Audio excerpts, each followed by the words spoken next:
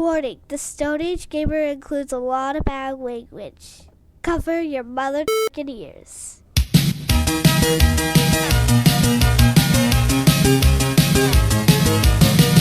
Good evening and welcome to the Stone Age Gamer Podcast. I am Kris Randazzo and joining me tonight is time-traveling bounty hunter Dan Ryan. From the future. Or the past. It's time for this month's edition. Oh, who the hell cares? It's time for this month's edition. I'm so angry at this game. Alphabet Super Series, our take for the letter E, was Eternal Champions for the Sega Genesis. How does it hold up? Rip those Street Fighter 2 sound effects off wholesale because the Stone Age Gamer Podcast starts now.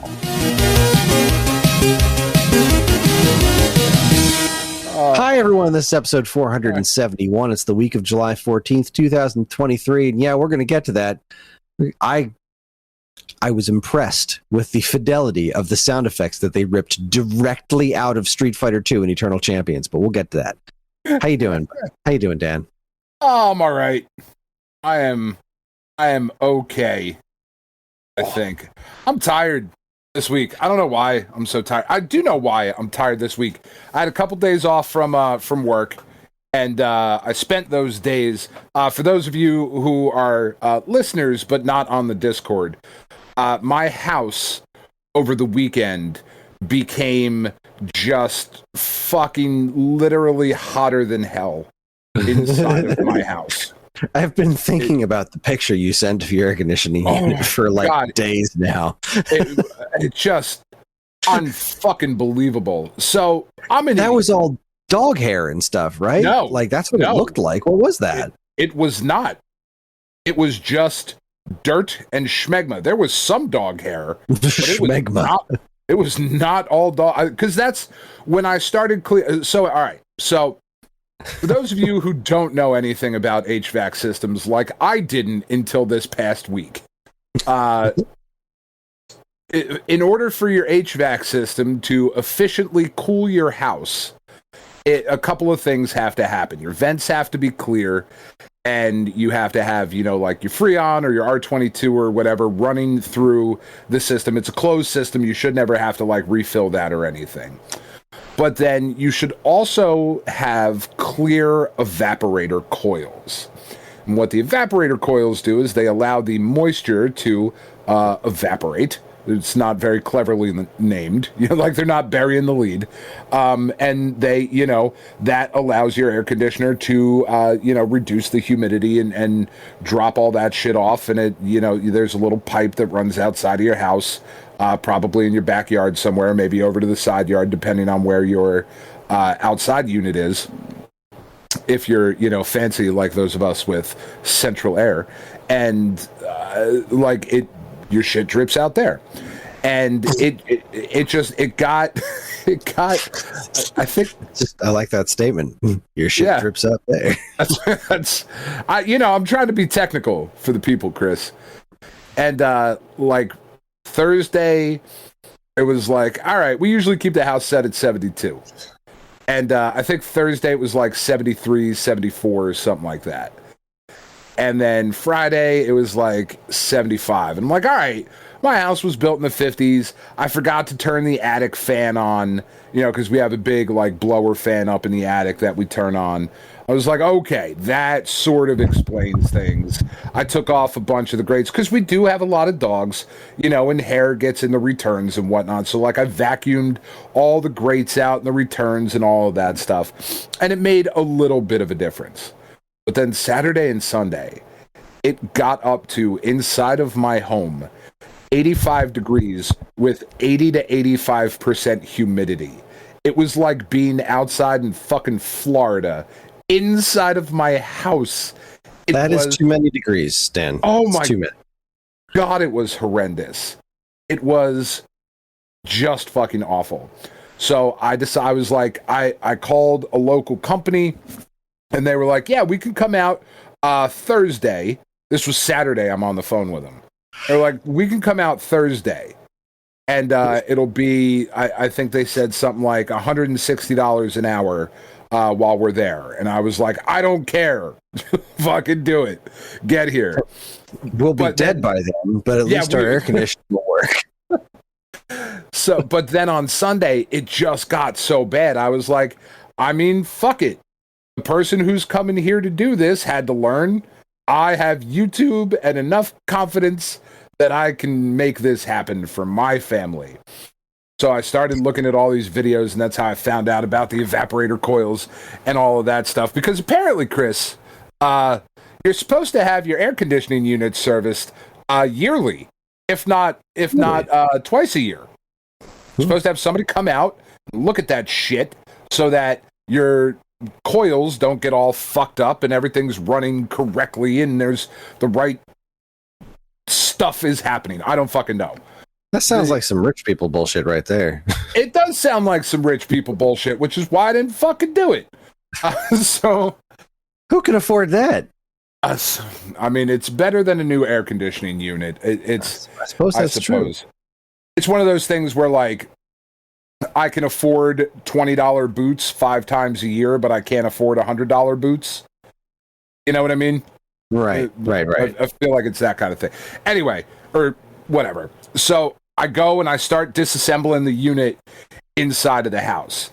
Because I'm watching YouTube videos, and they're like, yeah, it's right here. It's above your furnace if you have an upflow unit, which is what I have. My main unit is in the basement, so everything has to flow up.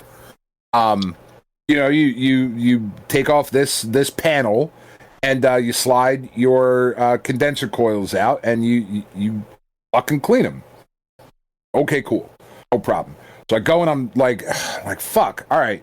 The problem is, whoever installed the HVAC unit in my home decided to do it with permanent PVC piping in front of the thing that has to be fucking serviced. Which means it's never been done the entire time it's been in the home. That's what it means.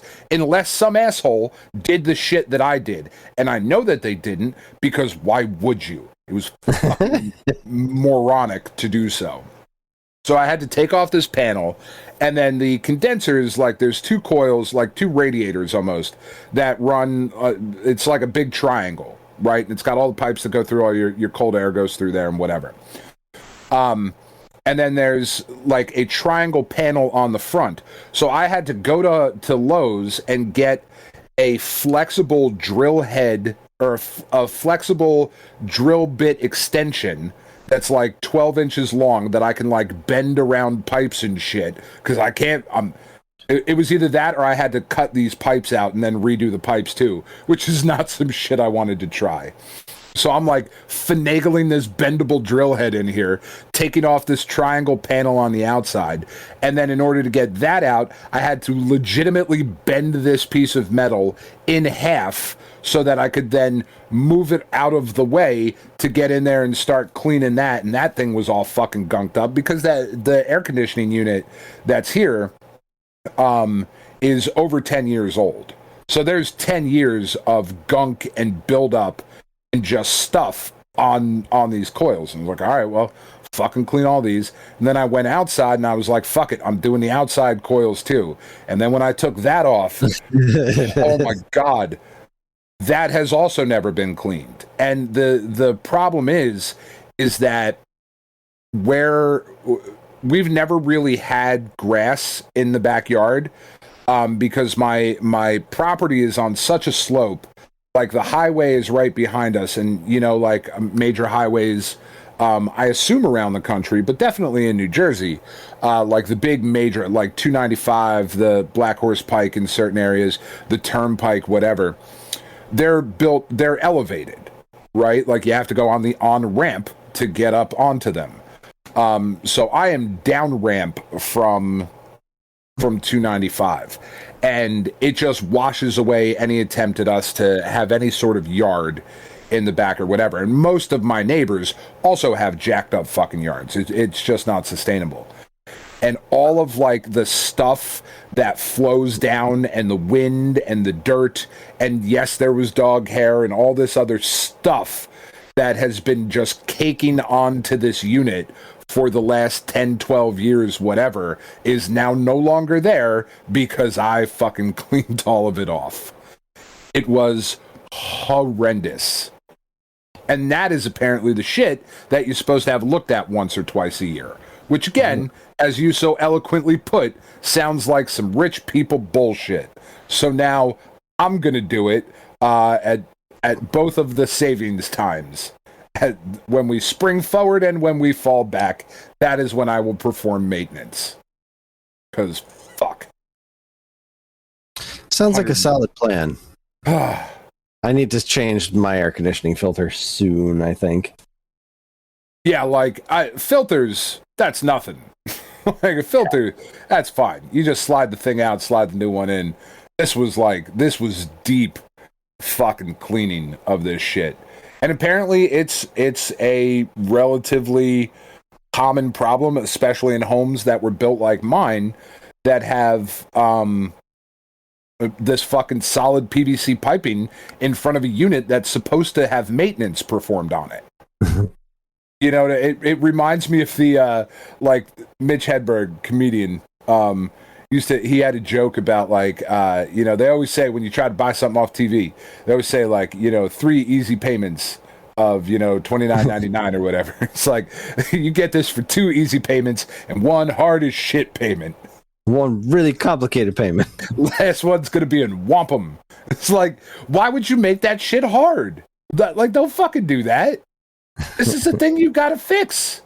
Or you got to, like, do maintenance on it. It'd be like if you popped your hood and there was like a fucking, I don't know, one of those like impossible ciphers to fucking add, I don't know, washer fluid. Like, God damn it. Solve a Rubik's Cube. Yeah, like, fuck, you solve a Rubik's Cube to put power steering fluid in. Like, no, this is a thing I have to do. Get the fuck out of the way. Oh, my God. But then, you know, so we got that all fixed and everything. It's been, you know, knock on wood. Everything's been running well. But then the rest of the week, it was fireworks and then watching movies with the kids. We watched, as you did, Independence Day on Independence Day, because that movie fucking rules. Sure does. Man, I have never seen a trailer more effective in just blowing me away than the trailer for Independence Day. And I believe the timing may be off, and I'm not going to look it up because I don't care that much. But I went to see, I think when I went with my parents to go see Forrest Gump in the theater, I think that's when I saw the trailer for Independence Day. And that trailer, which is just the White House and then the ship and then the explosion, was like all they showed in the theater. And I was like, oh my God, I gotta fucking see that. I cannot wait. It was so fucking great. And it's still a good movie. It holds up. Yeah. Except fuck Randy Quaid. But yeah, but like, God, he's so good in this. He's great in this, and he's great in Christmas Vacation. And other than that, yeah, fuck that guy. That guy went off the deep end. Apparently, so did Russell Brand. You remember that guy? Comedian, long hair, British dude. I mean, I remember him, but I've never thought that he was all that sane to begin with. Yeah, no, he's deep in the QAnon fucking hole, apparently. I don't know, it's weird. That doesn't surprise me in the least. We also watched, with the kids for the first time, Roger Rabbit. Who Framed Roger Rabbit? Fuck does that movie still hold up? I bet it does. And they loved it. They loved it. They thought it was so brilliant. Yeah, I'm waiting just a little bit longer on that one. It might be this year, might be next year, but it's on my list to show the kids soon because I fucking love that movie to death. It's so good. And fucking Judge Doom is so scary. He is such a scary villain. First time he dips that shoe in the dip. Oh, that poor little shoe. Kids were God. damn near in tears. Like, you can't fucking show that to Ellie. You can't show that. Like, that's... Oh, yeah. She's not quite ready for that yet. How old is she? She's 6. Okay. She's going to be 6 in October. No, she's 6 now. Is Tiffany? I think so. Jesus, Chris. I can't even remember how old I am. I know. That's fair. 42. Thanks. Yeah. So Tiff and I, we watched Evil Dead Rise last night, which was amazing. And for whatever reason, as we were watching that, like we, movie's over, we started talking about it or whatever, and I started talking about Jason Takes Manhattan for some reason, Friday the 13th movie. And I was like, yeah, or no, because I remember, because I was saying like, oh, we should call Hero down and she can watch this with us. And Tiff was like, are you fucking nuts? Like, what's wrong with you? Did you not look at the movie we just watched together? Like, did you not see the Flesh Voltron that happened at the end of the movie? I was like, that's why I wanted to see it. It was awesome. And she was like, that she's too young. And I was like, well, I remember like being around her age, and I went down to Florida to, visit my grandparents.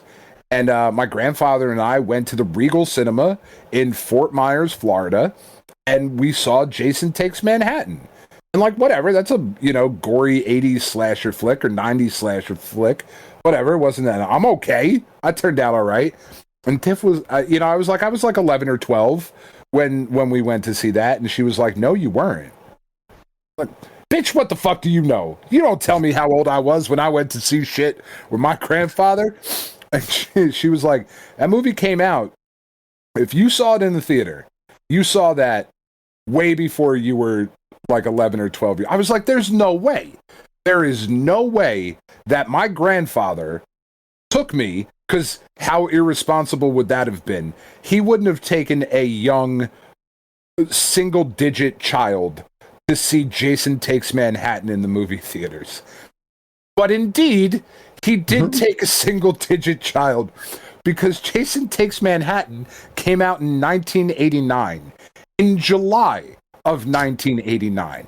I was 8 fucking years old, and my grandfather took me to the movie theater to see Jason Takes Manhattan, which has a fucking electrified zombie mummy, boobs, butts, and stabbing murders all within the first 6 minutes. I was like, wow, that's wild. So maybe Ellie can see fucking Who Framed Roger Rabbit at 6. I mean, I'm sure she'd be fine. I just don't want to personally deal with the aftermath. Oh, okay. That's fair. Because, like, she'll have trouble sleeping, or like, stay in here with me. No, not today. Not today, Satan. Yeah, 8 years old. I did play, I do remember very vividly playing, what the fuck, what's the Sunset Riders. That was my favorite game to play at the movie theater before we would go to the movies. At a big arcade cabinet out in this Regal. Anyway, it's neither here nor there. Yeah, it's been a long week, Chris. I'm tired. Put up a pool. I did that. It was also a thing I did. Yeah. Is that the one that you had been like talking about doing for a long time now? No, because that one still requires much more work that I am just not capable of doing on my own. I had gotten a rototiller and like had started to level the yard, and when I tell you that my yard is unlevel in most of it, it is like I have to get a fucking bobcat and take down part of my fence and come in to fucking level. Like, it's a project that it's just beyond the scope of what I can do at the moment. And instead of, being like, well, okay, we just can't put up the pool again, we went and bought one of the, just like the fucking Intex or Funsicle or whatever the brand is. One of the ones from Target. And I put that up in the backyard because it's, I don't know if you've been outside lately, Chris, but fuck. Yeah, I did all... It's not good. Yesterday and today I did all the yard work, which is why I'm currently exhausted and desperately trying to rehydrate, because even though I drank like 6 gallons of water, it wasn't even close to what came out of my forehead. No. It's so bad out, dude. It was very, very, very, very hot and horrible outside. Yeah. And like, unfortunately, we're close to being able to have my mom's pool, but not quite there because things keep happening. So we got to keep moving further north, Chris. We do. That's the thing. It's too hot here now. I got to go to like Vermont. Let's just fuck it. Go to Canada. Spend the rest of my days there. They don't want me. Yeah, we don't have enough. We don't have enough points. Yeah, I looked into it. I don't have enough points, or the family doesn't, to get in. Oh, we didn't even consider it because there's no chance. We definitely don't. Yeah, no, we were talking to a realtor for a little bit in London, Ontario, to try and get in there, and like we were looking at places and whatever. But yeah, like it just got down to the point of we were close enough in points to where we could make up the difference in cash, but I don't have that amount of cash. So yeah. Yeah, unfortunately, it's just not an option for us. Yeah, even vaguely. I would do it. I would do it in a heartbeat, though. So my mom's pool, she got a new ladder this year. I just remember last year she fell into the empty pool and like messed up her hip or broke a leg or something like that. So she hasn't broken any bones so far this year. Messed up her hip or broke her leg. One of those. She broke something and was out of commission for a while because she fell into the open pool. So this year she got a new ladder. We'll go back, and any listeners want to hear what's going on with this pool, go back about a year to when me and my friends were convinced to attempt to build this thing, which was not a good idea because I'm not qualified to do that. I'm just not. You're not. I love you, and you are a man of many talents. Handiness around the house is not necessarily one of them.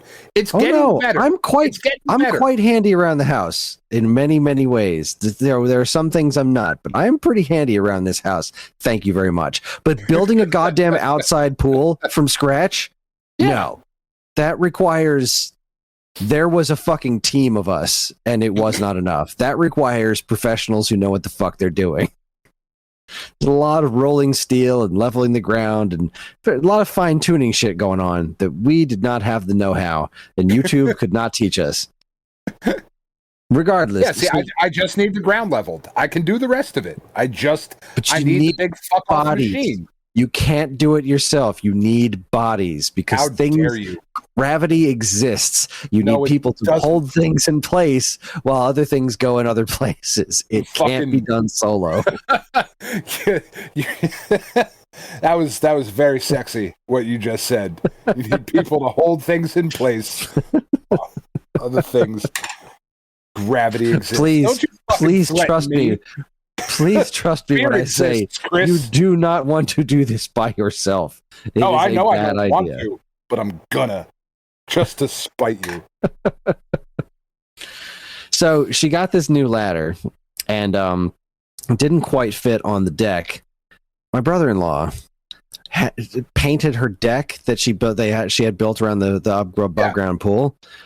But like, my brother-in-law goes over to my mom's house and does a bunch of chores without being asked to, and doesn't. Cool. Sometimes it is, but he doesn't do them the way my mom wants them done.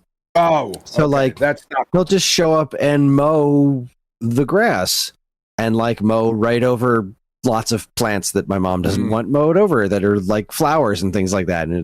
And he had this like textured paint. That was like, oh, that's a pretty decent idea to use on the deck around the pool, right? So but like he didn't tape anything. Oh, that's not good. It's like all the bottom, like all the flat surface that you want to be covered in paint. Well, I'm not going to say all, but I'll get to that. Most of it, like on the stairs, for example, it looks great, except like on the vertical part that moves up to the next stair, it's got like splashes of paint all over it. And not like just like a few subtle ones. It's like half of it's painted because he just kind of splooshed around. How do you not put any tape on the things you don't want paint on when you're painting something? You got to tape off the facings. You have to do that. It's insane. And then I believe they're also referred to as kick plates. Kick plates. I've heard that before. I think that sounds about right. Part of it. The other thing is, he didn't go all the way up to the edge of the pool. So, like, the painting just kind of stops like an inch away from the pool, but like, you know, not in like a clean line or anything like that. It's just like, I'm going to go to about here and just kind of stopped. What are you doing? That's awesome. What are you doing? This looks terrible. Why'd you do that? What are you doing? Did he run out of paint? He wouldn't have run out of paint if he put tape up. That's the thing. Like, he cannot possibly have run out of like that much paint. It's like 2 inches along this whole thing. Like, he just needed a small brush, get in there and finish it off. Like, it's going to drive me crazy forever. Like, for the rest of my days, it's going to drive me crazy. But you could go paint it. I could, but I need to track down exactly what kind of paint this is. So I got to match the color and all that. Anyway, she got this new ladder, and because of the way it sits on the edge of the pool, which is not quite like the edge of the pool is like I don't know, an inch higher than the deck. So she needed like a board underneath this ladder so that it could catch onto the deck, and you know, so she needed some help getting that put together. So I got the board put together, and now I'm like, okay, now I need to screw this board into the deck, because, you know, this is a ladder. We're going to be climbing this ladder, and this is where all the force is coming from. So my dad's just like, just use some nails. Now, I knew that was a terrible idea. I was like, that's not going to hold. Nails are not as strong as screws. That's just going to pull right out. But because my dad was having a bad week and I didn't want to, I said, okay, I'll use some nails. So I did. Not the first time I with you. Exactly. Not going to argue with you. And then the first time I was in the pool, I climbed up the ladder and it ripped right out. Yep. It's like, son of a bitch. I knew I shouldn't use nails. I knew it. I just assumed this is my dad. He probably knows something that I don't. Maybe he's right. He was not right. He was not. So what I needed to do was get what I used in that playground. I picked up some carriage bolts today. So I need to spend time going over there and drill through and put the bolts in. And I'm going to try to drill all the way through to the other side of the deck. So like, I got a super long one. So I'm just going to go all the way through and then bolt them up from the bottom. And that should hold just fine. Make sure you the other project washers. I did. I got washers and all that. Yeah. I learned all that from building the playground. I got that shit covered. So they seem stupid, but they actually help. They really do. The other thing I did was I installed a ceiling fan, which was pretty fun. That's fun. Where to an already existing light fixture, or did you run electrical? Well, so my dad is an electrical engineer, and so he ran. They got this outdoor screen room for right in their backyard a couple of years ago, and it gets pretty hot in there, obviously. So my mom really wanted a ceiling fan, so she bought one. My dad said he would put it in, and then didn't for like 2 years.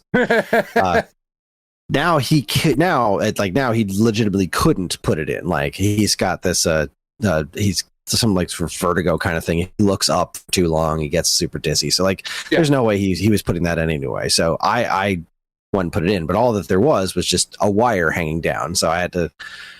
My dad does this stuff with projects where he didn't do the ceiling fan for like 2 years because he was researching. And he's he's the kind of guy who will print out websites. Like, he'll go and find something and just print it all out and then like highlight things. Like, he was doing all the research on how to hang this thing. And like, I was going to do this with him a couple of times. And then he started explaining to me what he was going to do. And I would just get so completely confused. Like, all right, now I've never done this part per se, but I've hung a couple of ceiling fans in the past, and I'm just not following what's happening here. Like, he's holding this. Doesn't need to be this complex. He's holding this thing, and I'm like, okay, where does the wire go in that thing? Well, the wires, I think I got to drill a hole into this thing, and then the wire goes in there, and then I'll drill another hole. I'm like, I feel like this is not right. So Turns out it was very much not right. The thing that he got was a thing that attaches to I think it's a junction box is what you call it, the little metal thing that you can just like hammer the holes right out of where the wires go. That's all that needed to be there. And then it was just a matter of building the ceiling fan around that. And I'm like 99% sure it's wired correctly, because unfortunately the wire that was hanging out of the ceiling wasn't directly connected to the power because it was dangling down from the ceiling and my dad didn't want anyone touching it. Sure.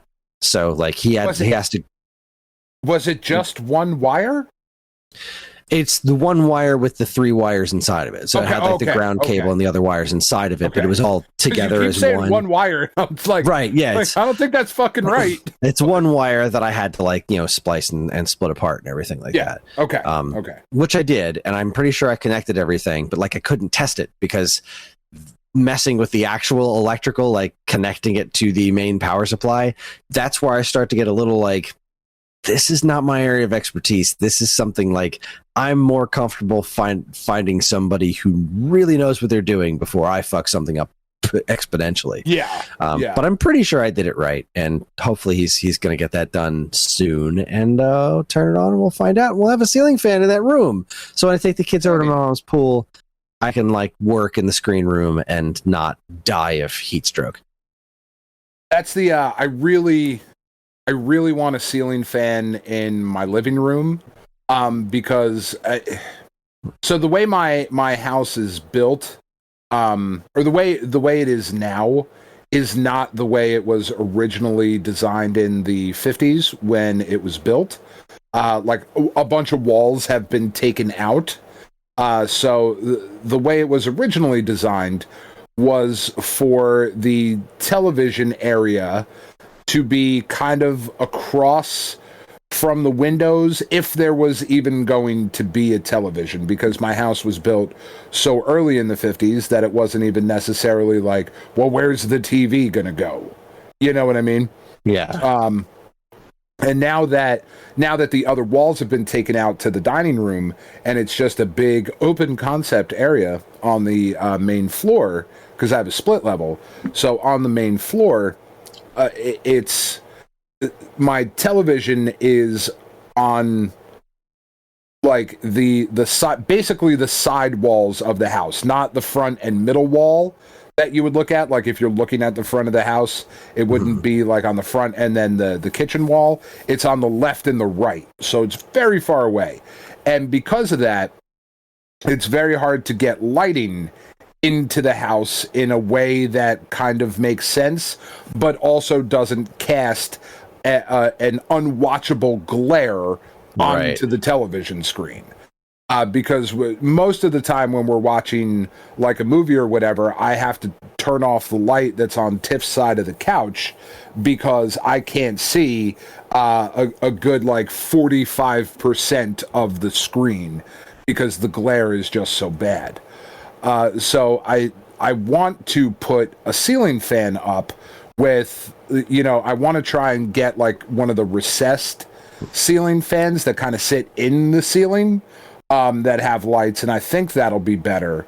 Or at least it would be more diffused up at the top so that it wouldn't necessarily be as bad with the glare. But the problem is I don't fucking run electrical from junction boxes. That's not some shit that I even want to learn how to do. That's not a play that I trust. Nope. Because I've seen that shit not go a thing so I'm interested bad. in. Yeah. I've seen that shit go so poorly. That's like that just gets a big old no from me. That's something you hire somebody for. I will rip my air conditioning unit apart and fucking fuck with that.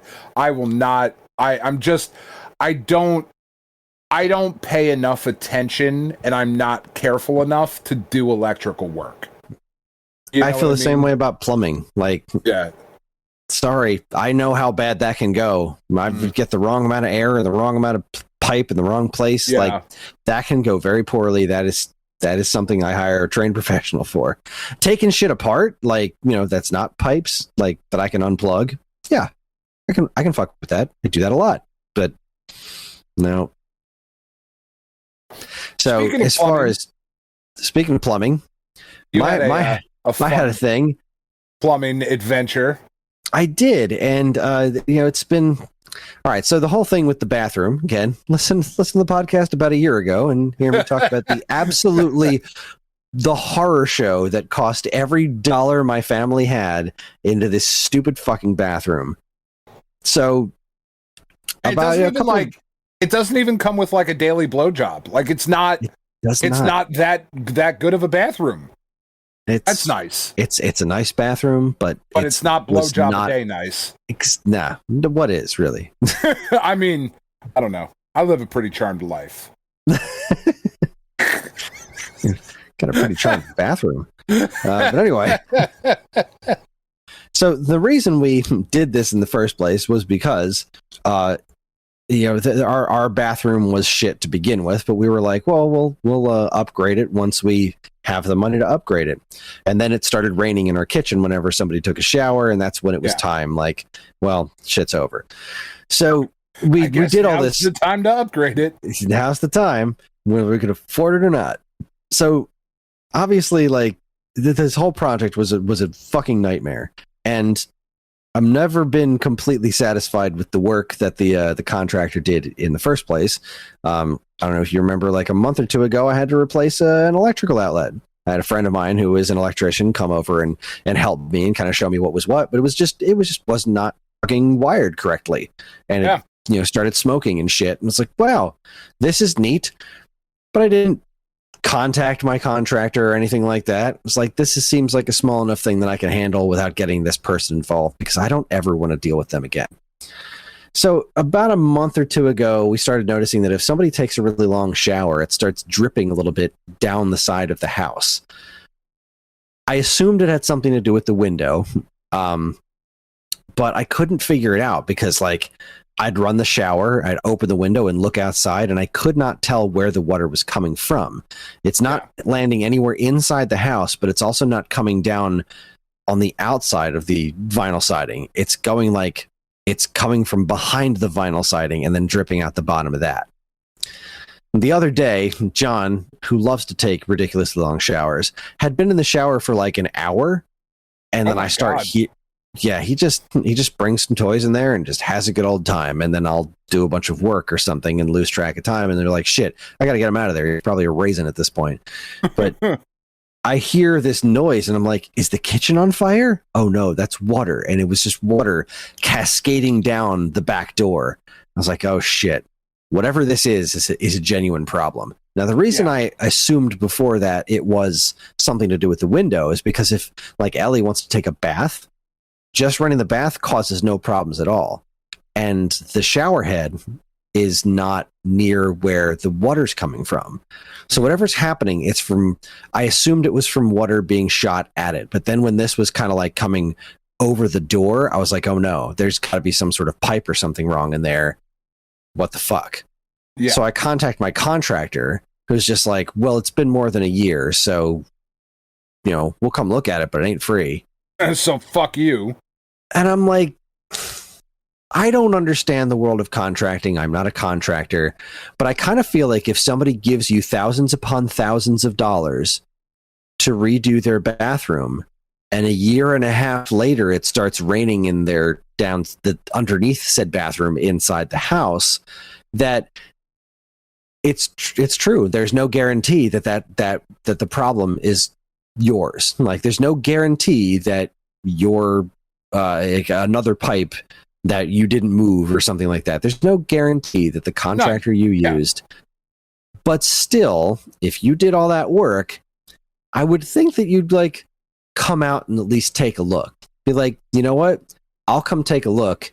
If we fucked this up, then we'll take care of you. If we didn't, then, we'll go from there. That's what seems to make sense to me. And not, well, it's been more than a year, so no.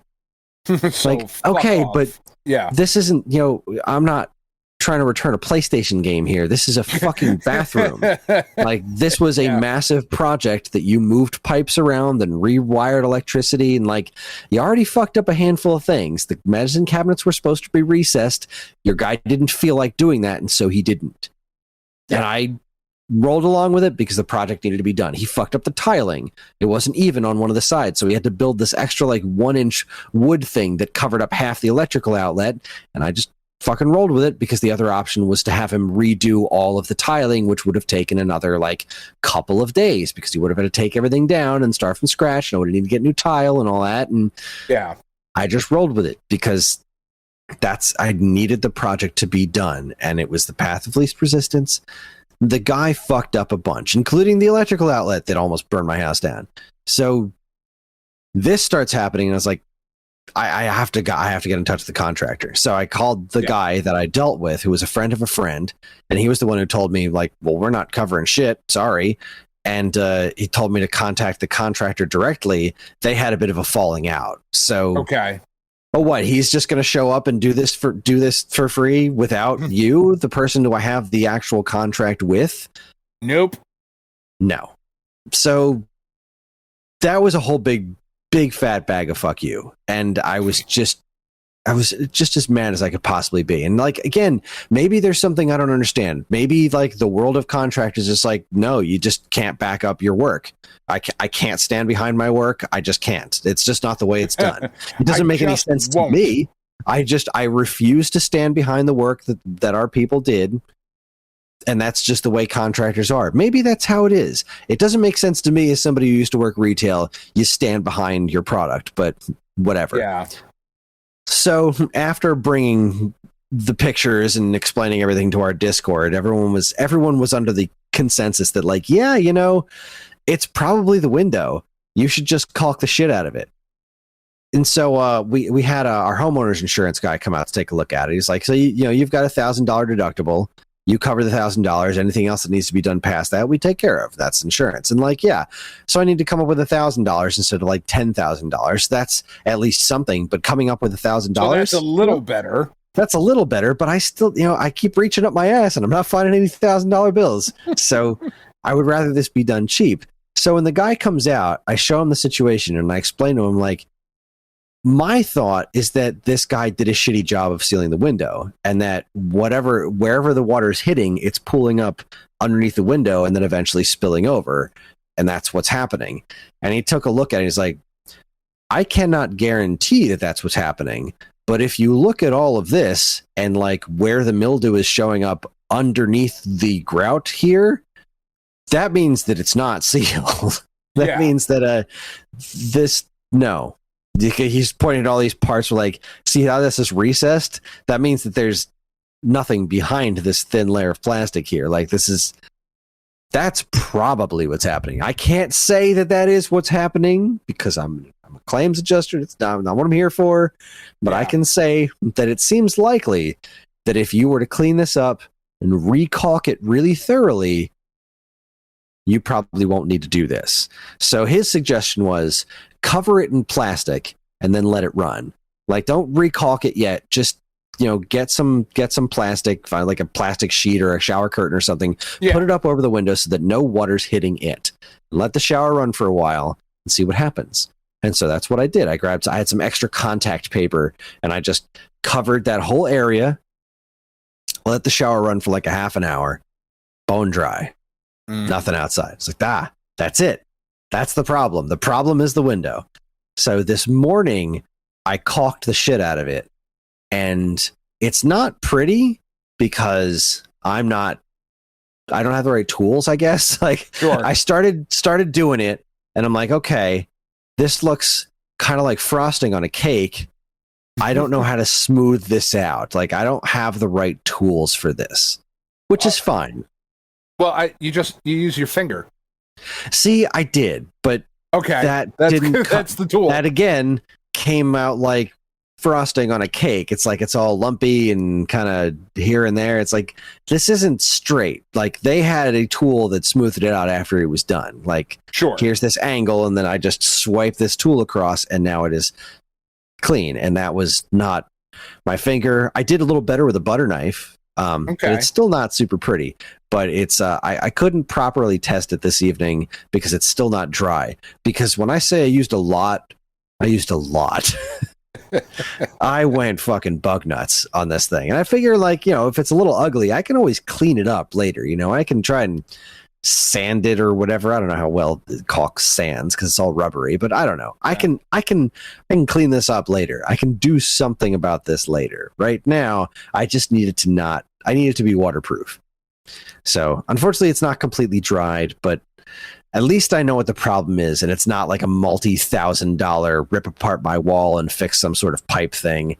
It was just he did yet another shitty job in redoing my bathroom for all of the money that I had. I have some concerns about what is in your walls currently, but that's just me. Yeah, like the insurance guy said that I probably don't have anything to worry about because water was never staying there. Like whatever was happening was like small enough to drip out and then be done. So whatever was welling up was a small amount of water, except that one time John did it, and whatever it was, it's dried up because there's no evidence of any water damage inside the house anywhere. Okay.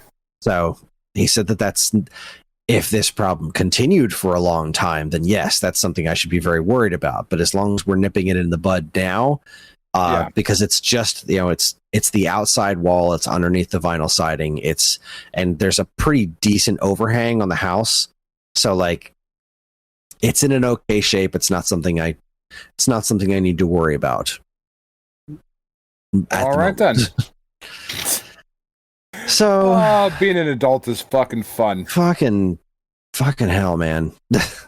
This is, if anybody hasn't picked up on it yet, this is apparently how much Kris and I did not like our Alphabet Soup game this month. What I feel like is happening here. Yeah. Did you play any good video games this week? I played, Marvel Snap reset this week to the new season with the Phoenix Force card as the new season pass card, and I am almost back up to Infinite, which is good. I started they actually did it right this time. Last season, there was a glitch in how they reset everybody. So you dropped 30 levels from wherever you were, which is not how it's supposed to be. If you're an infinite player, which means you've gotten up to level 100, you're supposed to drop back down to 73.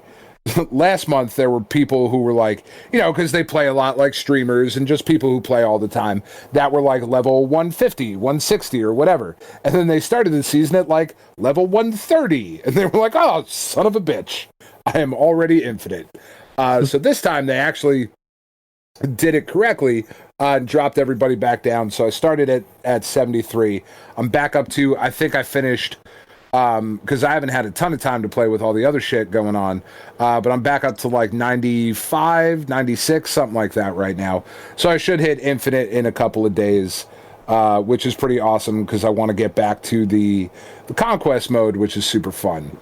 And then, there's just been a couple different things in pad going on, like the Kamen Rider collab came back, and even though it's not the strongest thing in the world, I fucking love Kamen Rider, so I keep spending stones on it, even though I shouldn't, because I'm not going to use the cards, but it's more of I have it, cool. That's fun. What I've spent the most time playing, while I haven't been damn near breaking controllers or computer monitors, has been Rogue Legacy 2.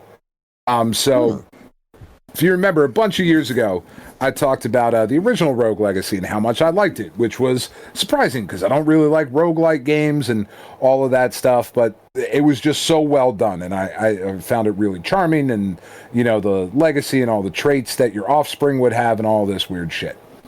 Rogue Legacy 2 was one of the free games, and it's been out for a little while, but it was one of the free games on the PlayStation Plus monthly subscription thing, and I just started that, and it's really fucking good. It's just really, really awesome. They added so much content to it. Like before, in the first Rogue Legacy, you had like three fucking classes that you could be. Somewhere around that. It might have been maybe one or two more. I don't exactly remember. In this one, though, you start off with a knight, and then you can start unlocking stuff in your manor. And as you unlock things with the gold you collect in each level, or each playthrough, I mean, you start like building out your manor, and as you build out different sections of your manor, there's different things to spend money on and different character classes to unlock. So I've unlocked like Valkyries and chefs that run around with like a fucking frying pan, and like you're backhanding enemies with a frying pan. I unlocked a boxer yesterday who's fucking awesome. Like you're in full knight armor and then you just punch the shit out of things, which is really cool. It's fucking great. It's just really, really great. And what I like so much about the game is that there is kind of that on purpose of like you're going to die a lot at the beginning of the game. It's just the thing that's going to happen because you're not very powered up and you haven't learned like the special skills and all of that different stuff. But it's not, it doesn't punish you for dying. Like it's built into the gameplay and it's like a cheeky part of the story, and you know, you just kind of build from there and build out your skill set and build out your manner so that you can get more health and better classes that you might like to play as, and improve your skills so that the next time you go into the dungeon, which is different every time, the next time you go in there, you have a better chance of making it further and further into the dungeon. And it's just really, really well done. They did a graphical upgrade to where this is much more cartoony in Rogue Legacy 2 versus 1, but it works really, really well. Like it looks gorgeous. It animates really, really well. As you're running with the characters, they just have like this big shit-eating grin on their face, and like they kind of run like with their sword, like "fuck, this is awesome!" Like they just have, it's just really, really awesome. I'm enjoying the shit out of it. Oh, I'm glad to hear that. Yeah. What about you? Well, I finally beat mode in Donut Dodo. Oh yeah, I saw that. Nice. And I'm actually getting kind of close to being able to beat medium. I'm getting there. I kind of broke through this wall I had with Dodo's Lair, where it's like Dodo's Lair is really tough because these doors, you just kind of have to. It takes a different kind of concentration to pay attention to everything that's happening in that stage, and like going through these different doors and reappearing in different places. And I just couldn't wrap my head around that stage for the longest time, and I'm really starting to get the hang of it now. So that's nice. So it's been fun jumping back into Donut Dodo, and I played a little Annalyn too. I've just been really enjoying those arcade style games on the Switch quite a lot lately. Yeah. I had absolutely no luck with that in Amiibo. The Skyward Sword Link Amiibo that sucks. Officially went on sale today, and as far as I can tell, it didn't actually ever go on sale. Like I've gotten it into my cart a couple of times, but that's about as far as it got. It's gone. It's over. The dream is dead. Scalpers bought all of them, and that's done. And that's really fucking obnoxious because now I have the Skyward Sword Zelda, and I will never have the Skyward Sword Link, and that fucking blows. I mean, I wouldn't say never. I refuse to pay that price, and there's no getting around it now. Like, whatever they were reissuing obviously wasn't that much. I mean, I guess it's possible. The Bokoblin one keeps showing up everywhere, but I assume that's because it's the fucking Bokoblin one, and this is a Link, so that's the one that people actually want. I feel kind of the same. I'm currently on the hunt for the Spider-Punk Marvel Legend from the current Across the Spider-Verse run that was out, and it is it's the only one I haven't seen at retail, and like scalper prices are fucking through the roof on that one, and it's such a good looking worse. Such a good looking figure. I want it real bad for the for all the Spider-Man shit that I have, but I'm not going to pay. They're already $26-$27 for these fucking Marvel Legends. I'm not going to drop $60 on it. I'm not doing it. Yeah, no, I cannot justify $40-$50 for a fucking amiibo. I can't justify it. Yeah. No, just absolutely not. You fucking predators. Die in a fire. Yeah. I did play some Zelda, obviously, not nearly as much as I wanted to. I put in maybe like an hour or two this week, tops. Like I've been crazy busy this week. I did finally get to try 1-2 Switch with the family. Oh, This game's really fucking weird, man. we played about 20 minutes of everybody 1-2 Switch one night, and the kids liked it. So, like, I don't know. Have you seen anything on this game? Like, I have not. So, like, 1-2 Switch was a thing that you and I were very weary of when they announced the Switch for the first time.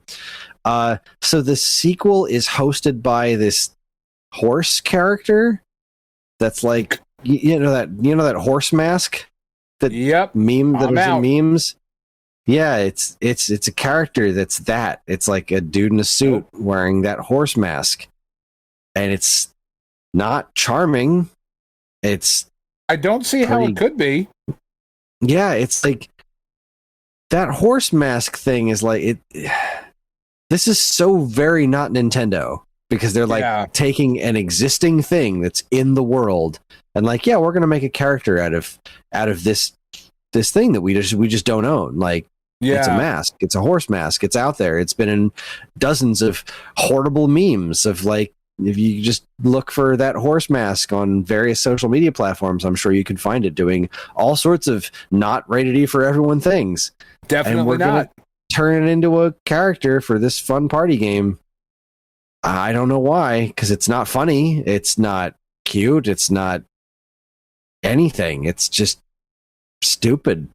Yeah. I don't like it at all. And the kids didn't find it amusing. Karen didn't find it amusing. It's just like, why is this horse character here? This is bad. The actual games themselves are just like bad.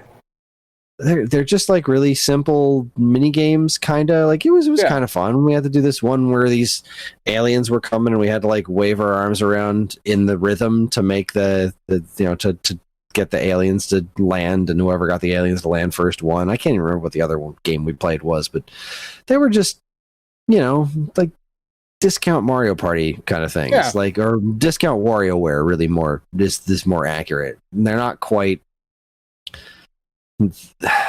They're weird like WarioWare, but not charming like WarioWare. They're just kind of like problem, because then they're just weird.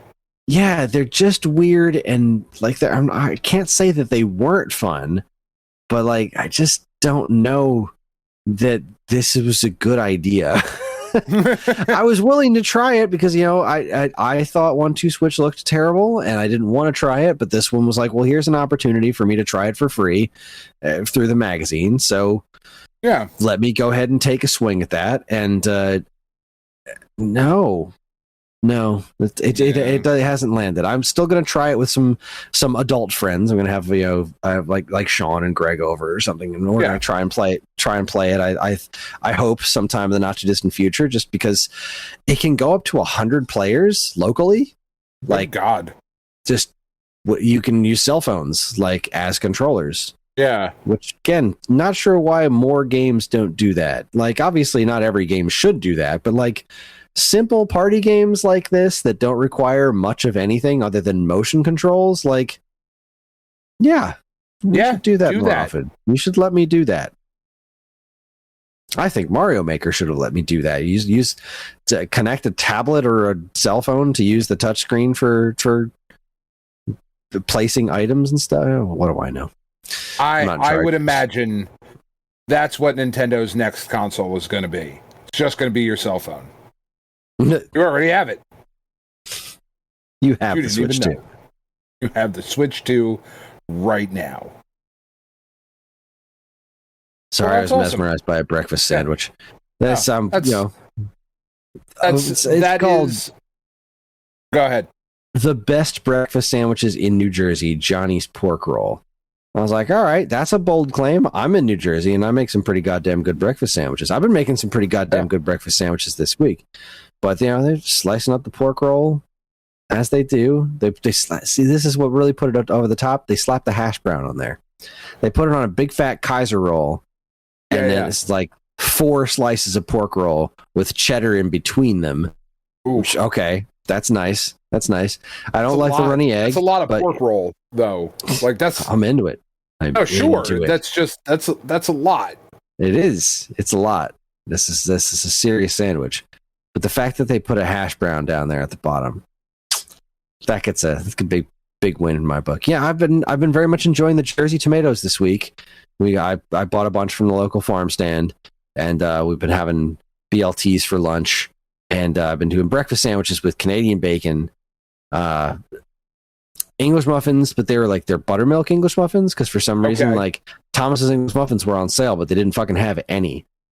And then the dude came out of the back, is like, yeah, I don't know, these went on sale, well, we didn't have any stock, but I got these buttermilk ones and they're pretty good, so here you go. So I bought the buttermilk ones. They're pretty tasty. So it's 2 eggs, slice of cheddar, and I didn't think of slapping a hash brown on there. I think I might do that in the morning. There you go. Because I got a bunch of frozen hash browns.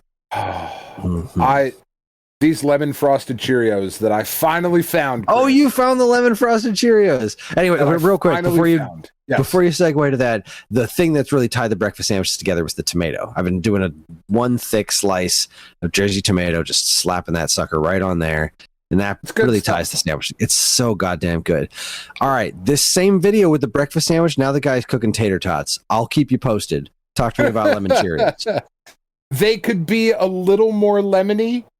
Like, honestly, but I'm kind of like a lemon slut that way. Like when I taste lemon things, I'm like, oh, this could be a little bit more.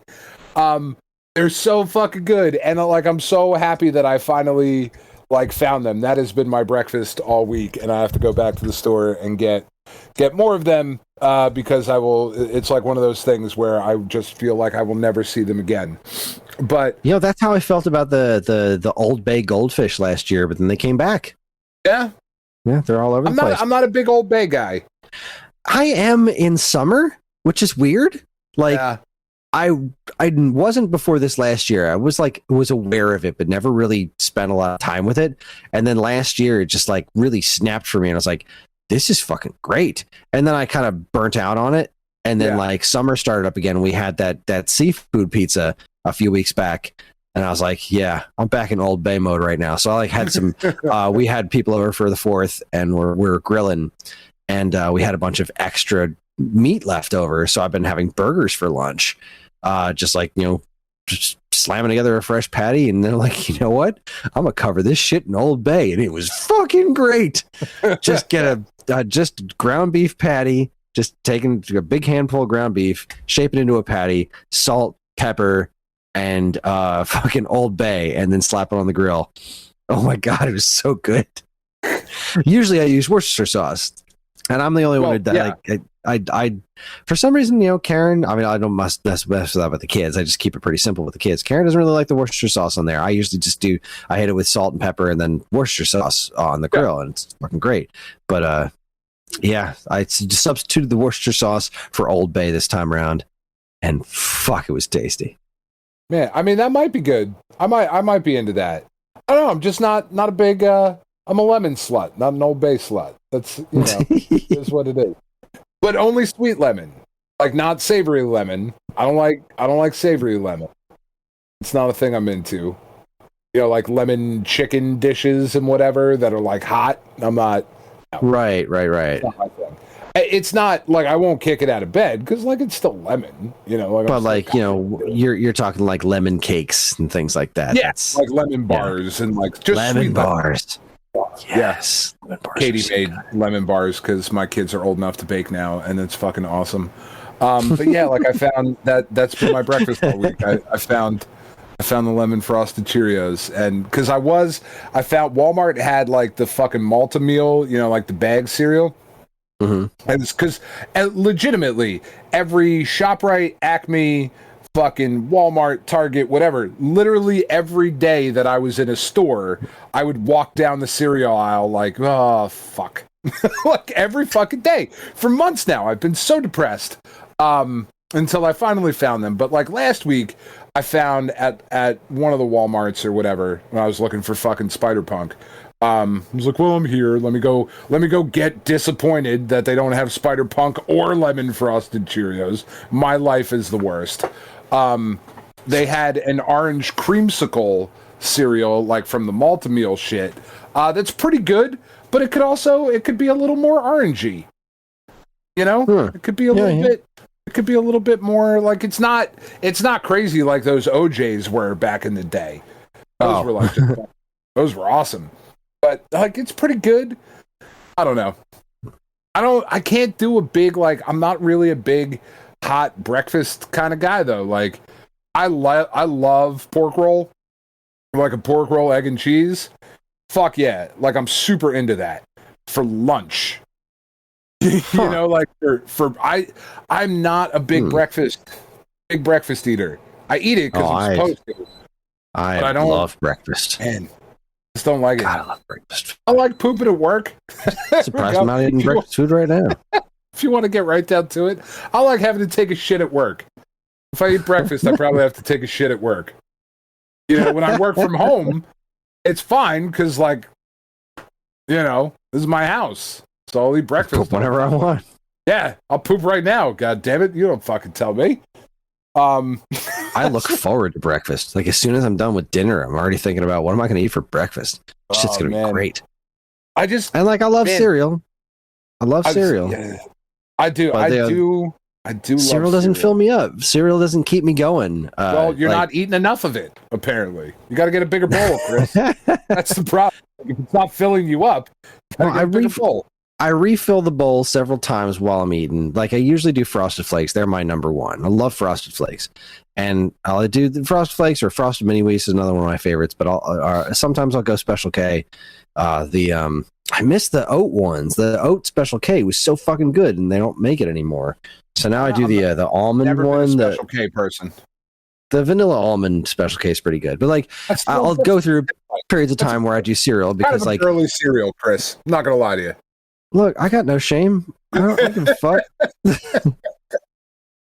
I eat like the kind of cereal you watch or like you eat while you're watching the Barbie movie. Like that's what I feel like the vanilla. I'm sorry, it's fucking horribly sexist. So is our cereal. So yeah, I don't know. It's good, and like I'll do that every now and then. Be like, well, that's what I'm having for breakfast this week because it's fast. So like I'll deal with the hunger because I don't have to make the breakfast. Like cereal is just like boom, bowl, milk, done. It's the end. But every now and then I'll be like, but I also really want to have breakfast burritos all week long. And then I gotta do the work of making the breakfast burrito, but like, fuck, I make a good breakfast burrito. That shit's delicious. And you know what? Somebody said, I think it was Jamie Hill in the Discord. Somebody said that they made their own tortillas. And I was like, I should try to do that. And then just the other day, my mom did it, and she was like, this is really fucking easy. You need to do it. So I think I'm going to try making my own tortillas because I really want super big ass tortillas. Like even the burrito sized ones that Mission makes, they're not like big enough to do. Like I want to make a crunch wrap. I want to get some tostadas and I want to make a crunch wrap the next time I have like a taco dinner for the week. And I need a big ass tortilla to do that properly. Yeah. So I think that's my plan. I'm going to make some tortillas. I'm super into it and I fully support the idea. I baked fresh bread for the BLTs, which was great. You know, it's been lovely. My pizza also came out really well tonight. I was able. It was hot enough outside that I was able to use the grill because the problem is like the bottom of my grill is kind of falling out, so it doesn't retain as much heat. Which is more than hot enough to do burgers, but it's not quite enough to do pizza. So like I can't grill it off in the off season anymore. Like it just doesn't get hot enough when in winter to grill out there, which sucks because I'll grill all year long if I can. But I wasn't able to do that until we get ourselves a new grill. But I was able to grill today. So I grilled the pizzas and they came out great. But my mom, she had seen a trick of like adding a pinch of baking soda to the dough to try and make it a little softer and a little puffier, which is something that I kind of like to do. And so I did a teaspoon of baking soda because she only makes like a tiny bit of dough because it's just her and my dad. I make like 3 full-size pizzas, so I threw a teaspoon of baking soda in there, and I did not notice a goddamn difference. She said the same thing. I called her up about it today, and she's like, I tried it, and it didn't seem to do anything. Nothing seemed different. And I'm like, all right, well, I'll put more in on mine, and I'll let you know how it goes. And it didn't do shit. The extra baking soda didn't do shit. I feel like I'm happy with the pizza dough that I have. Don't get me wrong. I'm doing a pretty solid job. But I do feel like it could be better, and I have yet to figure out what it is that's going to make it that better. We'll get there. Let me know when you do. I will. I'll have you over. I'll make you some pizza. All right. Fuck yeah. Don't threaten me with a good time. Well, Ellie... how much more time can we spend before we talk about this fucking game? How much more can we spend not talking about Eternal Champions? So Ellie's a social butterfly, and I wanted to. I would take her to school every morning, and like this girl that was in her class, Aurora, her dad was taking her to school every morning too, and he's like, he's this big beefy dude, and like it's like he's got. I don't know what you want to call it. It's not resting bitch face, but he just didn't seem super friendly. But then like one day he said hi to me. Like we kept running into each other, dropping the kids off. It's like, oh, all right, cool dude. So we had this we built up this little rapport, but then he stopped taking her to school in the morning. So I didn't see him anymore. But I did. His wife started taking her to school, and she started picking up. Very funny. But I did. His wife. Just edit it right there. So she wound up taking Aurora to school in the morning, and then she also picked her up after school, and so we kind of hung out after school, picking up the kids every day.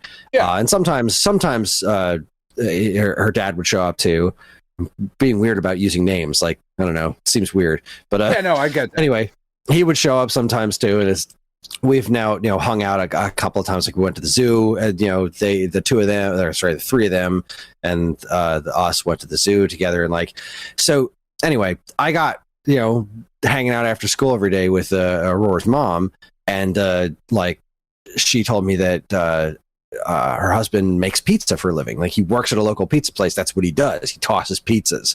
So he lent me this book called Pizza Czar, which is really involved. I was like, all right, cool. This is super nice.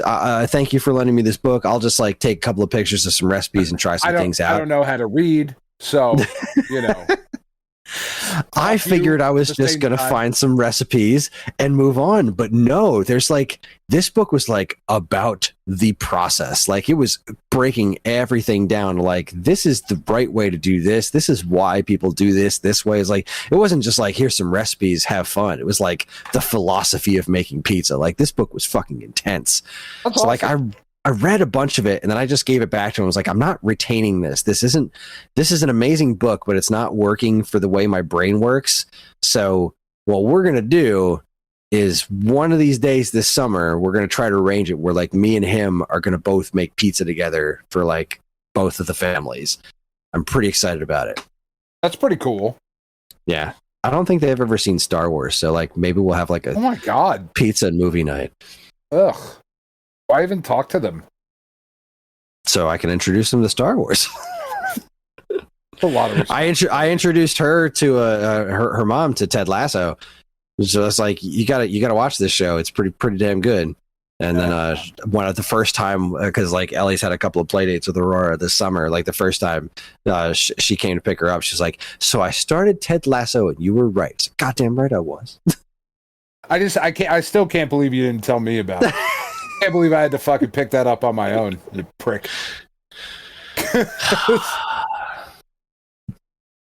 Well, yeah, fuck it, we're out of shit, Kris. I'm done. What else could I talk about? Fuck, anything else going on? I'm sure I could find other things to talk about. I mean, I think I need a new blade for my trencher. I was trying to use it today, and it's I don't know. I was using it today, and it's just not doing anything. It's just rolling it along the side. It's all right. Is it plugged in? Nothing's chopping. Oh shit! I should have plugged it. Because that's a thing. Something. No, it's spinning around. I think I ran down the blade pretty bad doing the job in the first place. And now that I'm in maintenance, My back hurts from trying to do that. I'm looking for, those like, I've seen like Facebook ads and shit for these where it's like, it's a metal plate and it's got a bunch of like metal wire brushes all around it that you attach to a weed whacker. Yeah. I need that. But the ones that I can find are all for gas weed whackers, which seem to have a different head on them than the ones that I have. But like, that's what I need, because I'm over there with my string weed whacker having to pull out more twine every 4 feet, trying to like cut the weeds out between the sidewalk cracks and around my curb. Like just this fucking forest grows all around my curb and it looks terrible. So I don't know. I don't want to buy a gas-powered weed whacker just for this. I want to be able to attach one of these metal things to my plug-in weed whacker and call it a day. Oh, but maybe you also don't want to be like banging the metal blades off the fucking concrete as you're digging in between, the lines in the fucking sidewalk and shit. No, I don't really want... I don't want to do that, but what I do want, I really want that for cleaning up the curb. Like, I feel like that's the right tool for the curb, because the twine was just not strong enough for that.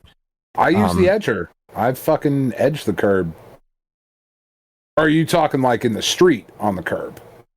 Yeah. Oh, okay. All right. Like the street side. So like, where here's the pavement from the street and here's where the curb starts. On one side of my house, just weeds and plants grow like crazy out of there. And like, I'll get down there and pull it all out by hand, and that'll only last like a couple of weeks before it all starts growing back. Or I can hit it with the weed whacker, but it blows through the twine because it's all really thick stuff. Yeah. I need to get you could like try one of those. Fire. I could try fire. I don't have a good flamethrower option available to me. I mean, you've got hairspray and a lighter. That's not strong enough. No, not even close. No, what I need is like to hook a propane tank up and make a flamethrower out of that. That would do the trick. Fucking McCready and shit. I don't have the tools, and I don't really feel like buying them. That's I poured vinegar all over it once, but like, again, that lasted a couple of months, but it all eventually grew back, and then there was a bunch of dead shit there that I had to clean up, which wasn't all that difficult, but still. Yeah, but still. It's getting more difficult in the Saharan sun that we are suffering under in New Jersey. My God.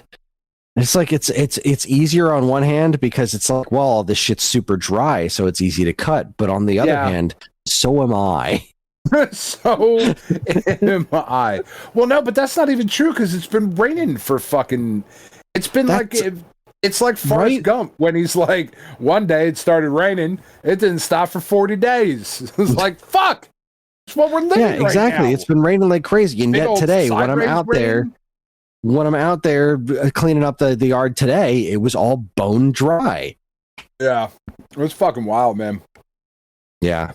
Dog's been hating that. All right. We're going to take ourselves a quick break. When we come back, we're going to talk about this stupid fucking Genesis game. You're listening to the Saturday Gamer podcast from geekade.com.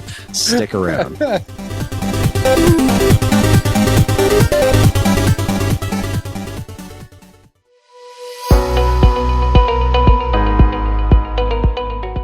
Hi, everyone. Kris here. Podcast listening is free, but podcast creation is not. That's why the Geekade Patreon exists. In an effort to help us pay the bills, we've got a Patreon page set up where you can gain access to our monthly podcast topic schedule, get early access to many of our shows, and more. If you'd like to help support Geekade and keep these shows running week after week, head over to the Geekade Patreon page, linked in the show notes of this very podcast.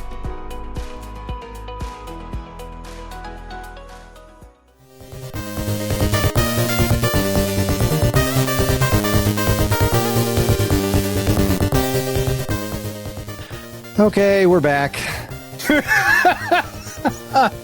I felt confident that I wasn't doing us a disservice this time. I felt that there's enough of a following for this game out there in the world. Like, people like this game. They do. They do. There's a lot. I am not one of those people. No, me neither. There are a lot of positive reviews that I was sifting through, because I was like, let's back up. We got to back up a little bit here. We got to set the stage.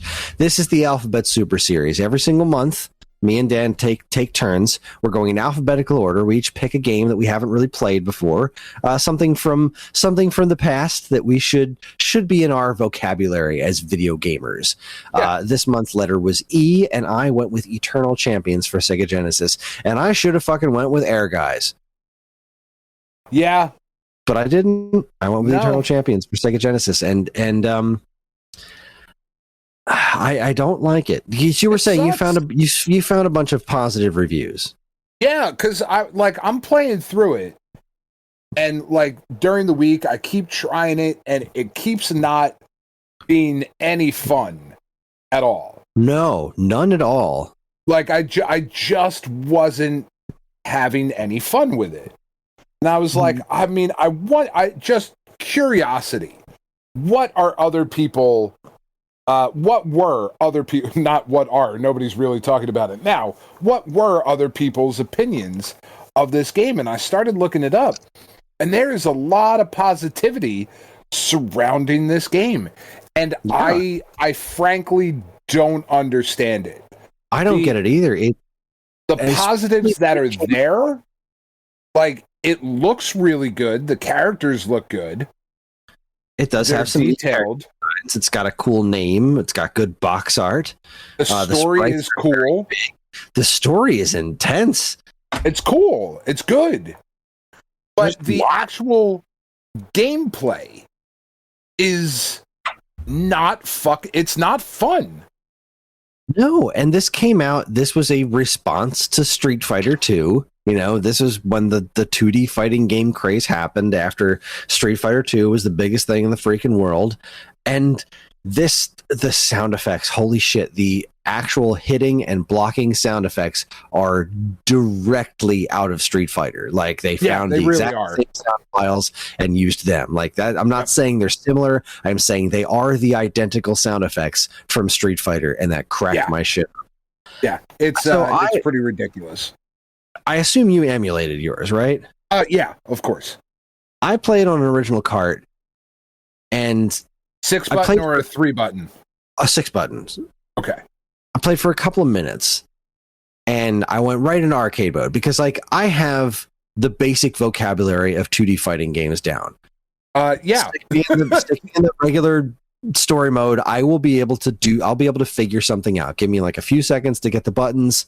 I'll be able to figure something out. I could not beat that first character because I picked, what's her name? Shadow. The girl. Shadow. The first one that you start with. Yeah, that's who I started with. I couldn't land a fucking hit. I couldn't. She sucks. I could not do anything. And I was just, what am I missing? What the fuck? So I went over and I grabbed the instruction manual, which is massive. The instruction manual for this game, for the Sega Genesis, Eternal Champions, is 64 pages long. Holy shit. That is a lot for a Genesis manual. Now, a lot of it is broken down into this is really interesting. So I'm trying to look for, like, well, what are the moves for these characters? Like, how can I figure this out? I'm like, all right, so we got the controls. We've got snap, thrust, and wheel for the kicks, and straight, lunge, and swing for the punches. And then which basically just equates to light, medium, and hard.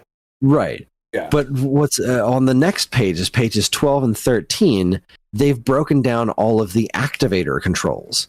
Because I forgot this game was like, this is the Sega Activator. That's right. I didn't realize that this was a huge part of this manual, is like breaking down all the activator shit. So like, here's the activator controls for how you navigate the menus, and here's the activator control, because it's a totally different control scheme for navigating menus and then actually playing the fighting game, which is completely fucking insane. But I get to the characters, and each one of I'm on page 19, I'm on page 20, and we're still going over the various training modes, which we'll get to that. But like the fighters and fighting styles shows up on page 23. And And like there are deep biographies for like Jonathan Blade, occupation bounty hunter, time period 2030 AD. Like black guy who looks kind of white on the cover. Yeah. I had no idea he was a white guy, a black guy, until I started playing the game. I was like, oh, is that him? Oh. It's an interesting statement that you're making there, Sega. Like, yeah, I can see it now that now that I know, now I'm looking at the box art, I was like, right. I get it. It's like the way that he's painted. He's like extra shiny, so he doesn't look black. But still, that's still not great. He definitely looks white. He's definitely been whitewashed for the cover. So I'm like looking at the special moves: charge back, D-pad away from opponent, stun beam, 0% damage, CB 0.5 seconds forward plus swing Z. Like, this is complex.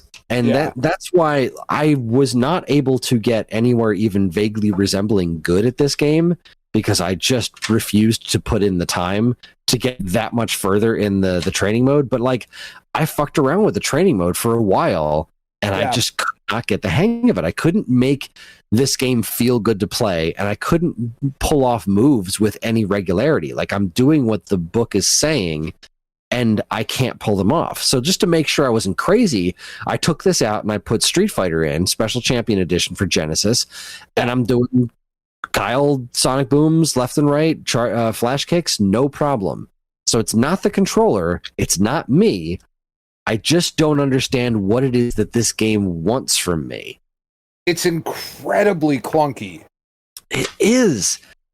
And it felt... because obviously I only had this against the computer, right? Like, I didn't have this to play against somebody.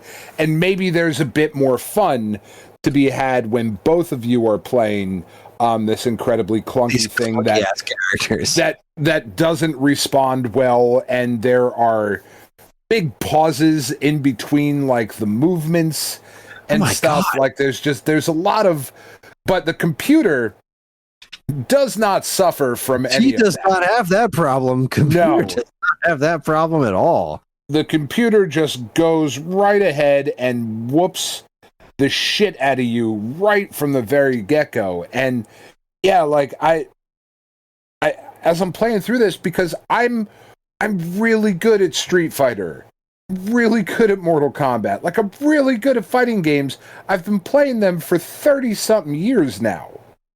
Like I'm not a fucking world-class tournament player, but I know what the fuck I'm doing. And to jump into this and not even be able to, like, with Shadow, the first girl, because I didn't have any preconceived notions about the characters, I was like, oh, I'm just going to go in and I'm going to play with the characters in whatever order they are here. That's going to be my path through here. I'll start with the first character, and then, I'll play through a little bit, and I'll switch to the next character, whatever. And then, starting with Shadow, that first ninja-type moveset, I guess, it's very acrobatic, like ninja-type moves. I don't think I got a hit on the first guy the first 3 or 4 matches that I played. Same here, because, like, all of her fierce moves are these weird, like, rush forward things that are like barely they're just completely not useful at all. Yeah. And like, I'm looking in the manual. Incredibly frustrating. She's got a move called Shadow Mode, right? Because when I did one of the practice rounds where I played against myself, I saw her disappear, and I was like, oh, that must be what this is. So according to the manual, Shadow Mode is hold down snap, thrust, and wheel, which are A, B, and C for 3 seconds, and then let go. And then you'll turn invisible for a second. Okay. So I tried doing that, and I was never able to pull it off.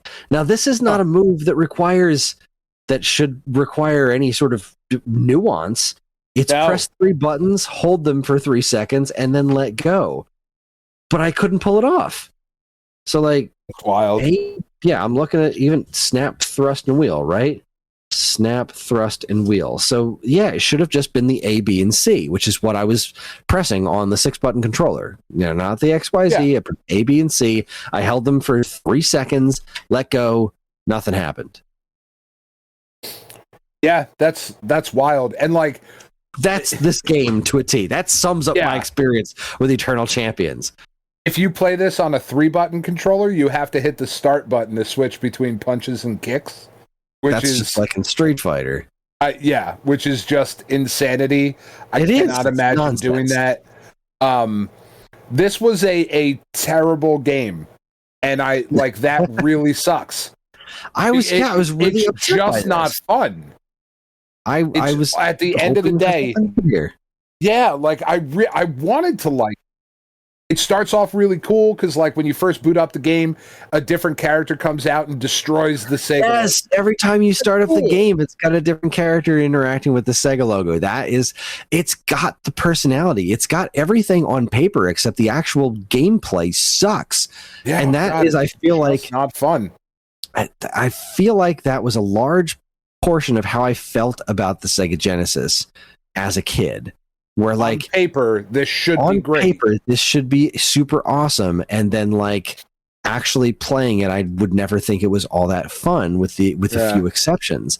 And that was like kind of my general consensus toward a lot of Genesis stuff. But as I've as I've gotten older, I've come to appreciate the Genesis a lot more. But sometimes I'll like Vector Man's another one of those things. Like Vector Man looks super cool, but I have yet to have any fun playing Vector Man at all. And this was a similar situation. I was really disappointed because I remember this game coming out and my Sega fan friends were really like, oh, you don't have Eternal Champions. This game's cool as shit. Like, well, yeah, it is really cool, but it's not good. It's not fun at all. It really just is not a fun game to play. And I wonder how much better the Sega CD sequel is. I would have to imagine that our complaints here 30-something years later are not new complaints. Like, we're not breaking new ground here, being like, this game's clunky as fuck. Like, oh my God, we didn't notice. Thank you for pointing. So like, I have to imagine some improvements were made because I wanted to like it. Characters are cool. Like, the backstories are cool. The only guy I was even a little bit successful with was the detective looking dude with the trench coat. Mm-hmm. I liked him. He was like, I was actually able to win a couple rounds with. But like, I didn't get anywhere close to making it through this game. And this is a fighting game. Yeah. This should I should have beaten this with every character. Yeah. I should have. That was my goal. Every character, just like run through arcade mode. Yeah. There's not that too many characters. Run through arcade mode a couple of times and call it a day. But like, to the game's credit, the training stuff is incredibly in depth. But it shouldn't be that in depth because that's not fun. Well, I mean, it could be if the mechanics were all that fun. Learning it could have been fun. Learning all the different nuances. I thought that was a really neat thing in concept, but I couldn't get anywhere in the training either. Like, I couldn't either. Puts you in all these scenarios and says, all right, go to town, learn how to do shit. But like, I spent like 15 minutes beating up this little floating ball and I'm not learning anything. I'm not getting any better or any worse. I cannot wrap my head around how to regularly and reliably perform any special moves. It's just... Yep. 2 big fat thumbs down. Yeah. I'm not very a fan. Very unhappy. And this wasn't like Legacy of War where I was like, all right, I know this is bad, but how bad is it? I just need to have this experience. This was like, all right, let me pick something that's a safe bet. People liked Eternal Champions. I like 2D fighting games. How bad could it be? Apparently pretty fucking bad. Bad. All right. What do you got for us? It's your turn. You're up next. Pick us a winner. Give us your F, Dan. Give us the F. Man, I had a really, honestly, I had a really hard time picking the game that I wanted to go with this time around. I had a bunch of different options, and the game we're going to play is my first choice. It was the one that came to mind right away, and I was like, all right, this is definitely what it's going to be. And then as I was like, man, first of all, there's not a lot of really good games that start with the letter F. I'll just put that out there. At least not that fit our criteria. Not that are fitting this criteria. Yeah. Right, because like every Final Fantasy game starts with F. Sure, but like, and I looked at that too. I was like, how long is the first Final Fantasy? And it's like 16 and a half hours. It's like, okay. Yeah, it doesn't really fit our criteria. That's doable in a month, but with our lives and everything else going on, like, are we going to get to it? We're not. So no. It's like, all right, maybe we'll do Faria. Like, I've heard some good things about Faria. It's like an NES hidden gem RPG. Maybe we'll do that. No, we've already done Fazanadu, before. I was like, maybe I'll make Kris play Fire Pro Wrestling, because I think Fire Pro is really great. But I've played it a bunch, so I didn't, And then I got down to 2 games, and I really strongly considered this Dreamcast game called the Floygan Brothers. Floygan Brothers, I do, yeah. It looks really cool. I think, if we were to do this again, next year or whatever, after we get through the alphabet, Floygan Brothers might be my next pick. But what we are playing is a game that I have always thought, like, I've just always been endlessly fascinated by it, and I've played it a bunch, but never really spent the time, because I was just so young when it came out, to really figure it out. So we're going to play, and you can pick whatever system you want to play it on. I don't much care, because I don't think it makes much of a difference, except for the Super Nintendo version. That's the worst version, from what I understand. But we are going to play Flashback: The Quest for Identity. Oh, yeah. Good call. Yeah, this is one that I've always wanted to play as well. Like, I've messed around with it. Yeah, same here. I've never really put time into it. Okay, good pick. And I was like, yeah, because that, like I said, when I started thinking about it, I was like, man, what game am I going to pick for F? Like, I can't pick any of those, like, weird firefighter games that are, like, because I also want the listeners to maybe have a shot to play it, too, and I'm not encouraging anybody to, find this through, shmemulation means or anything, but you do what you got to do. But I figured most people would have access to Flashback some way, somehow. There's a Jaguar version, there's a Genesis version, Super Nintendo, DOS. We sell a Dreamcast version on our very site. A Dreamcast there you go. There's a Dreamcast version on StoneAgeGamer.com for all of your Stone Age gaming needs. Check it out. Ryan will thank you. He's got kids. Like, help him out. Is the Super NES version of Flashback supposed to be bad? That is apparently, from what I was because I was like, do I want to say, like, we're playing it on the Jaguar? Because how many fucking Jaguar games are we ever going to pick? Apparently the Jaguar version is the best of the console versions. Like the computer, the computer one is apparently the best way to play it. The Genesis version is good. It's kind of what everything was ported from.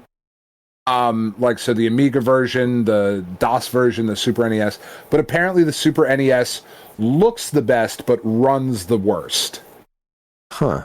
It's the clunkiest and the longest loading times and all of that stuff. So there's a ton of versions of this game out there. I've never done any Jaguar emulation, so I think I'm going to go with the Genesis version or the DOS version. I don't think it really matters much.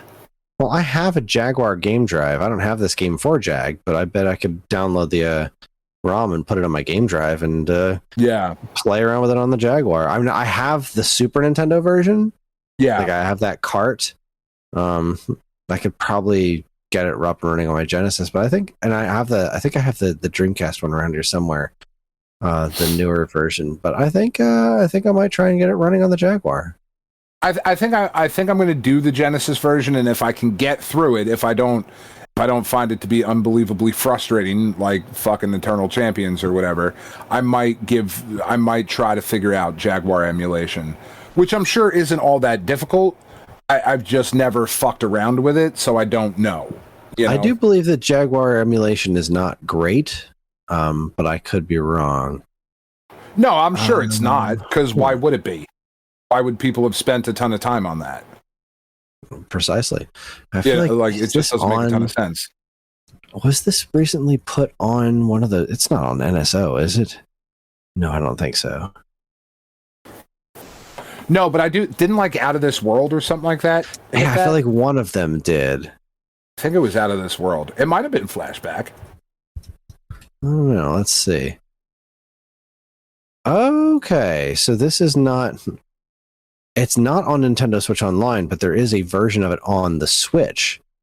And it's currently on sale for $1.99.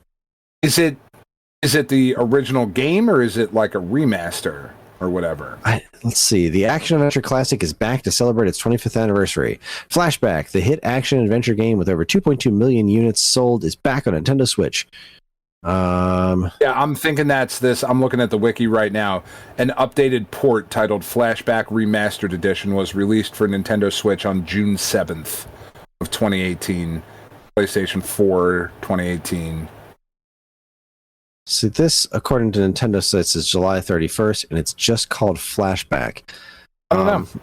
But I wonder if there's... I mean, is there a drawback to playing this version instead of a different version? Like... I don't know. I'm looking how at the different platforms. Could this be? I'm looking at the platforms right now. So you can play this on Amiga, Acorn Archimedes, Genesis, MS-DOS, the NEC PC, Super NES, Sega CD, FM Towns, 3DO, CDI, Atari Jaguar, Mac, iOS, Symbian, Mamo, Dreamcast, Switch, PlayStation 4, and Xbox One. So, give it a shot. Okay. The original 1990... Let's see. According to Nintendo Life, this is where your epic story begins. Your very first decision, however, is how you want to play. The original 1993 experience or the quality of life upgraded 2018 deluxe upgrade. And by upgrade, we don't mean any sort of enhanced remake. Both versions are based on the most faithful recreation of the original game. And these are the exact same rotoscope characters moving through single screens of outstanding hand-drawn backgrounds you played a quarter century ago. The difference resides in the use of in-game tutorials, remade music and sound effects, and a slew of different graphic filters that even simulate noise and static interference for anyone who was playing the game over an RF cable.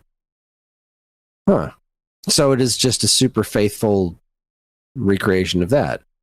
Flashback on Switch is the definitive edition of a truly special science fiction platform puzzle-solving shooting video game that already more than proved itself to be a 60-bit classic. If you're too young to play for the first time, this package gives you the best possible way to experience it with current hardware. For veteran gamers, Flashback is lost nothing. $1.99? Yeah, I think I'm just going to buy it for $1.99 so I can play it on the Switch. I think I'll buy that version. Yeah. Yeah. That sounds... I mean, I don't know. It's probably the same thing as on other platforms. Just it's retails for $20, but it's on sale right now for $1.99, 90% off. Sale ends July 13th. Yeah, I can. Yeah, I go ahead and do that right now. Throw at that. I can do that right now. I have that ability. I might even have like the fucking credits or whatever to just do that. Yeah, true. I might even have the points saved up, but I'm not turning on the Switch. I'm just gonna buy it on the website and let it download. Oh yeah, look at that! It is gonna use my points. I have 199 points to spend. Remaining balance $0.00. Proceed to purchase. All right, there you go. I'll take it. Cool, Dunzo. Flashback has been purchased.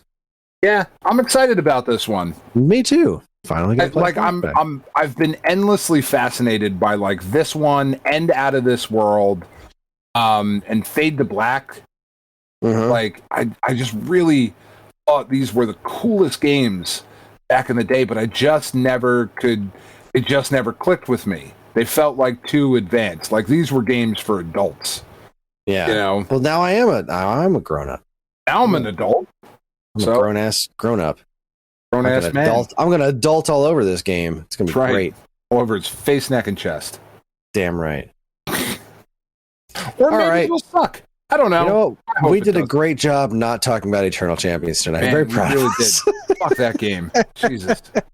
You better come with something strong for the letter G. There's a lot Oh, we're just going to do Gorf for Atari 2600. Fuck your mother.